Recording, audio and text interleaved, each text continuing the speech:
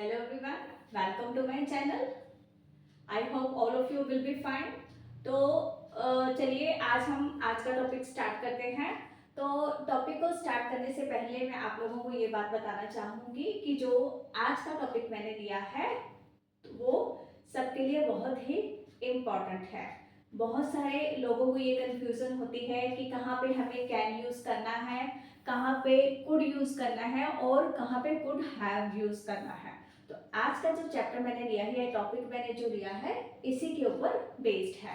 तो उम्मीद करती हूँ कि आज की वीडियो देखने के बाद आपकी ये कंफ्यूजन दूर हो जाएगी। तो चलिए चैप्टर को स्टार्ट करते हैं।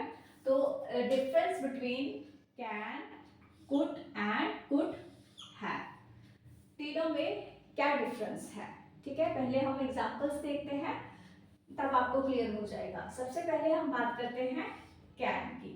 ठीक है, तो एग्जांपल जैसे क्या ली है, मैं ये काम कर सकता हूँ, सकता हूँ। ठीक है, एक तो ये है कि इसके पीछे क्या है, सकता हूँ, सकती हूँ, सकते हैं। ठीक है, और एग्जांपल क्या है, मैं ये काम कर सकता हूँ, आई कैन डू दिस वर्क। ठीक है, हमने क्या लगाया है, कैन, और उसके साथ first form of verb, verb की फर्स्ट फॉर्म का यूज किया है। ठीक है, कर सकता हूं मतलब अबिलिटी। कैन फर्स्ट क्या है कि कैन कहां पर यूज होता है, जिस काम को करने की हमारी एबिलिटी होती है, मतलब जिस काम को हम कर सकते हैं। ठीक है, जिस काम के लिए हम केपेबल होते हैं वहां पे हम कैन का यूज करते हैं। और ग्रामेटिकली देखा जाए तो कैन के साथ हमने किस फॉर्म ऑफ वर्ब का यूज किया है, first form of verb. Clear, तो ये हुआ कि मैं ये काम कर सकता हूं, आई can do this work. Clear, अब कुड। ठीक है, मैं ये काम कर सका, यहाँ पे हम प्रेजेंट की बात नहीं कर रहे, पास्ट की, कि मैं कल ये काम कर सका, मैं उस दिन ये काम कर सका। मतलब यहाँ पे हम किसकी बात कर रहे हैं, पास्ट की बात कर रहे हैं, और ये यहाँ पे हम कर रहे हैं प्रेजेंट की बात। ठीक है, मैं ये काम कर सका, यहाँ पे क्या है, सका, I could do this work. फिर ग्रामेटिकली देखा जाए तो कुड प्लस फर्स्ट फॉर्म, फिर हमने वर्ब के फर्स्ट फॉर्म का यूज किया है। ठीक है, अब हम बात करते हैं कुड हैव, मैं ये काम कर सकता था, मतलब मैं ये काम कर सकता था, इट मीन्स कि कर सकता था लेकिन किया नहीं, यही हो गया ना। तो आई could have done this work. ठीक है, यहां पे हमने थर्ड फॉर्म ऑफ वर्ब का यूज किया है, could have plus third form.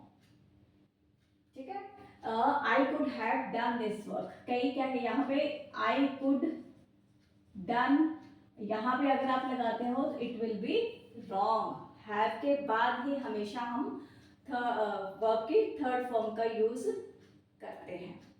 Clear, तो उम्मीद है फर्स्ट एग्जांपल से ही क्लियर हो गया है क्या। कैन, मैं ये काम कर सकता हूँ, we are talking about present, I can do this work, मैं ये काम कर सका, I could do this work. First form of verb, first form of verb. Clear, मैं ये काम कर सकता था, I could have done this work. ठीक है, अगर मान लो हमने इसके साथ लिखना हो, मैं ये काम कर सकता था लेकिन किया नहीं, आई could have done this work but didn't. ठीक है, तो सेकंड लेते हैं, फिर हम कैन की बात करते हैं। आप ये प्रश्न हल कर सकते हो कि आप में ये एबिलिटी है कि आप ये काम कर सकते हो, तो यू कैन सॉल्व दिस सम। ठीक है, कैन प्लस फर्स्ट फॉर्म।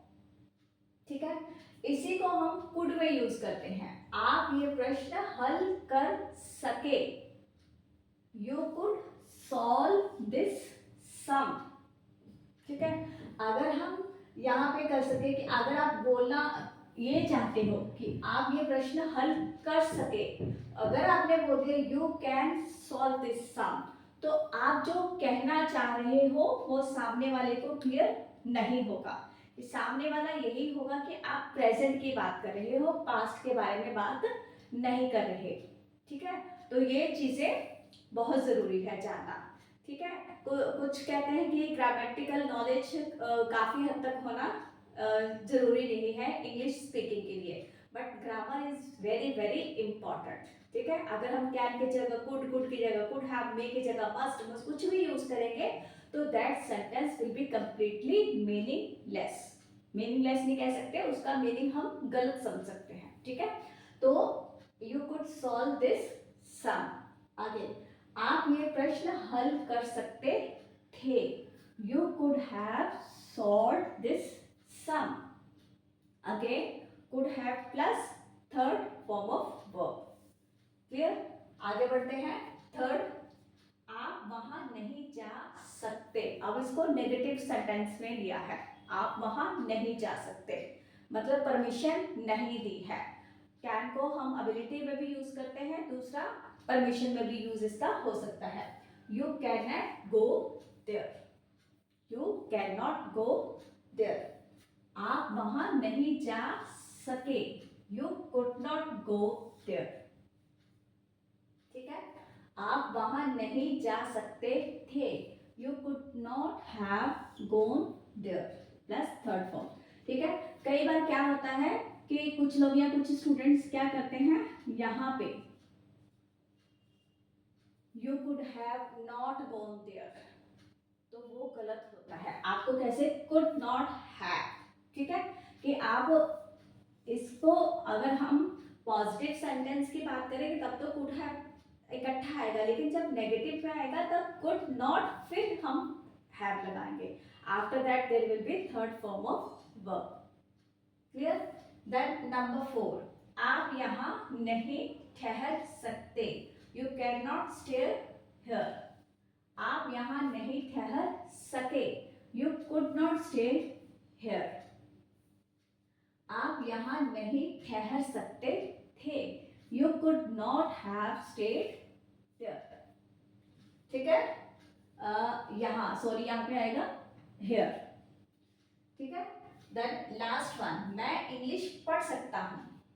ठीक है, तो आई कैन रीड इंग्लिश, मैं इंग्लिश पढ़ सका, आई कुड रीड इंग्लिश, मैं इंग्लिश पढ़ सकता था, I could have read English. ठीक है, आप इसके साथ साथ आपने क्या चीज नोटिस की है, यहाँ पे कैन और कुड के साथ हमने लगाई है फर्स्ट फॉर्म ऑफ वर्ब। ठीक है, यहाँ पे हमने लगाई है थर्ड फॉर्म ऑफ वर्ब। ठीक है, लेकिन यहाँ पे मैंने स्पेलिंग सेम है रीड के, रीड, लेकिन यहाँ पे मैंने बोला है रेड।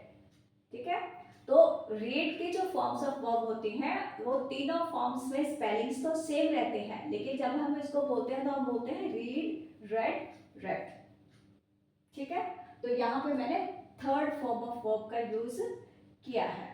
ठीक है, तो ये तो है आज का टॉपिक कि what's the difference between can, could and could have, और how can we use this three words in different veg.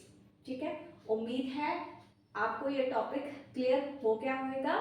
तो ठीक है, प्लीज जाने से पहले मेरी आप सबसे रिक्वेस्ट है, अगर आप मेरे वीडियोस को पसंद कर रहे हैं तो please like, share and subscribe my channel. And अगले टॉपिक में हम एक नए अगली वीडियो में एक नए टॉपिक के साथ मिलते हैं। Till then take care of yourself and